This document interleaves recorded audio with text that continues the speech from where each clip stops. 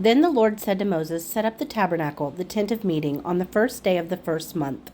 Place the ark of the testimony in it, and shield the ark with a curtain. Bring in the table and set out what belongs on it. Then bring in the lampstand and set up its lamps.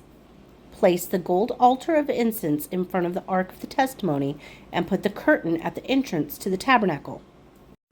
Place the altar of burnt offering in front of the entrance to the tabernacle, the tent of meeting. Place the basin between the tent of meeting and the altar and put water in it. Set up the courtyard around it and put the curtain at the entrance to the courtyard. Take the anointing oil and anoint the tabernacle and everything in it.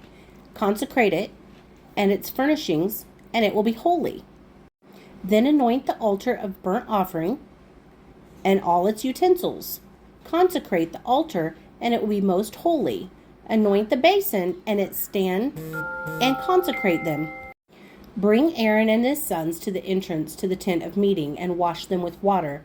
Then dress Aaron in sacred garments. Anoint him and consecrate him, so that he may serve me as priest. Bring his sons and dress them in tunics. Anoint them just as you anointed their fathers, so they may serve me as priests.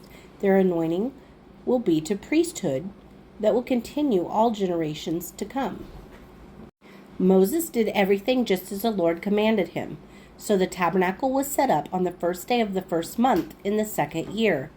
When Moses set up the tabernacle, he put the bases in place, erected the frames, inserted the crossbars, and set up the posts. Then he spread the tent over the tabernacle and put the covering over the tent as the Lord commanded him. He took the testimony and placed it in the ark, attached the poles to the ark, and put the atonement cover on it. Then he brought the ark to the tabernacle and hung the shielding curtain and shielded the ark of testimony as the Lord commanded him. Moses placed the table in the tent of meeting on the north side of the tabernacle outside the curtain and set out the bread on it before the Lord, as the Lord commanded him. He placed the lampstand in the tent of meeting opposite of the table on the south side of the tabernacle and set up the lamps before the Lord as the Lord commanded him.